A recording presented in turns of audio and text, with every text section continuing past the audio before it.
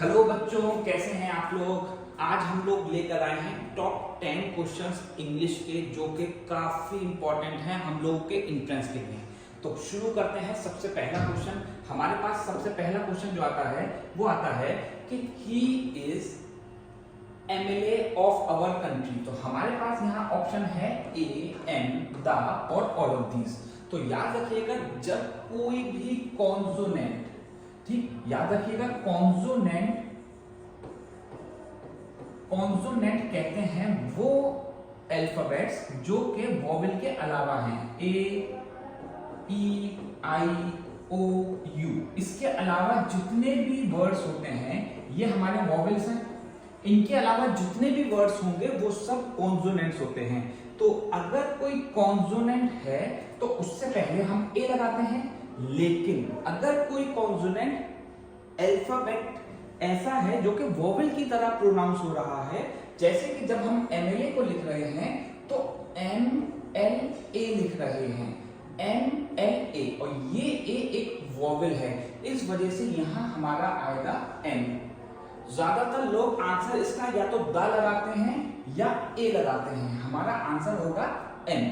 Logic समझ में आ गई। हम लोग जो क्वेश्चंस करेंगे वो सिर्फ आंसर नहीं होगा, वो उसका लॉजिक भी होगा कि उसका आंसर क्या है। दूसरा क्वेश्चन आता है, she is working in office dash 5 hours.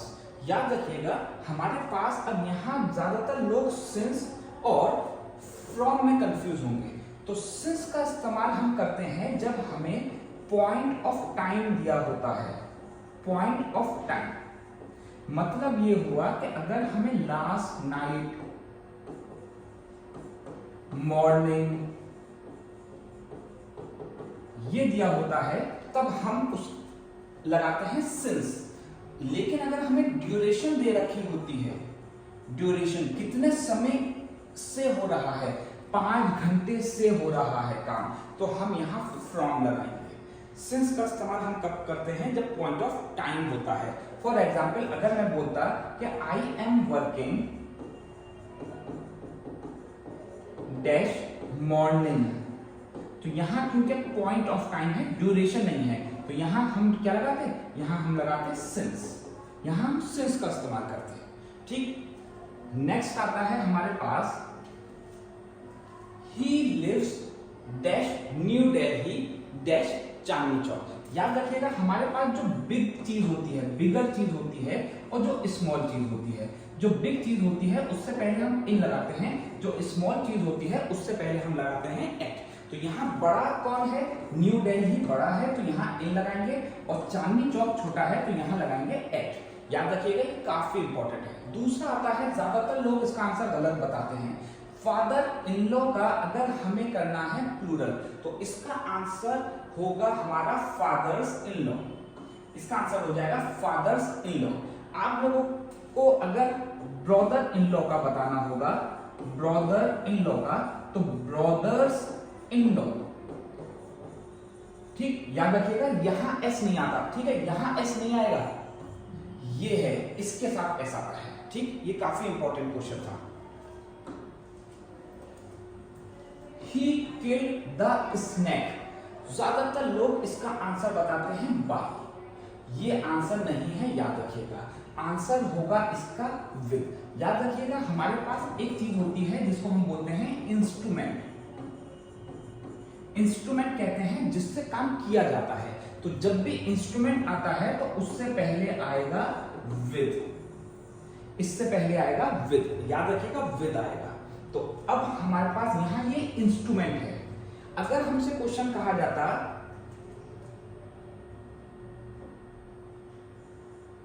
Shyam has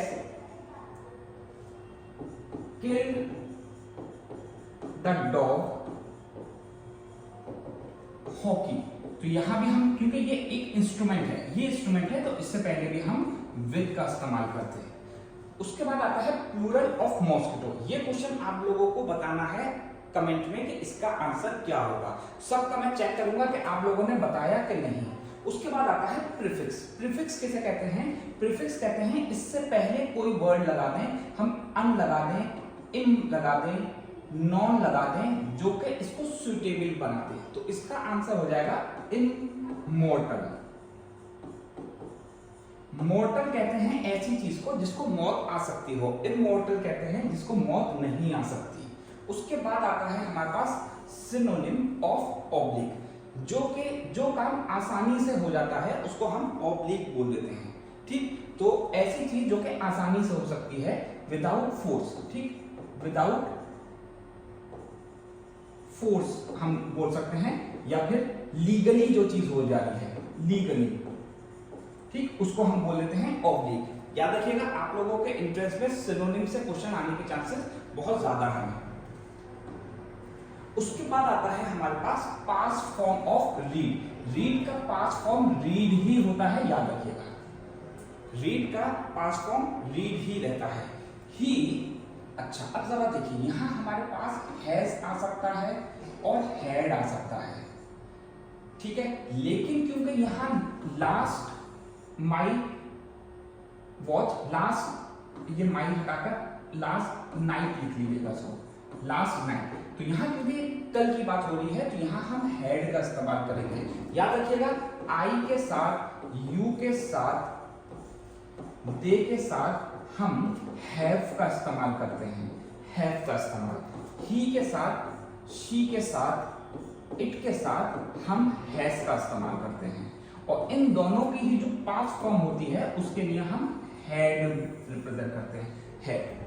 तो उम्मीद है आप लोगों को ये क्वेश्चंस अच्छे लगे होंगे।